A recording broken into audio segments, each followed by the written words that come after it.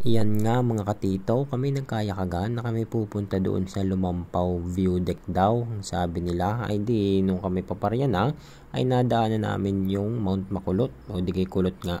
At pagkalampas namin diyan ay di ayan na nga yung Lawaga o Lake ay parang pares lang yun ano. Ay yung kami nariyan na ay di ayan na yung inyong makikita pag kayo nagpunta doon sa Lumampaw ay di pagkaganda ng ating inang kalikasan ay ating ingatan para yung ating mga kabataan ay di yan ay madadatnan pa pagdating ng araw. At ayan na nga, aba ay may dalawang dalaga ay wari ko yung nagchichismisan, aba ay yung ating dalawang kasama ay talagang mukhang poporma. At yan nga, di yan sa babang yan, hindi namin binike, hindi namin binisikleta at kami matatanda na yung aming tuhod ay parang kulang na sa balot ay di kami ay nagmasid-masid na laang at talagang akay pag-ahon.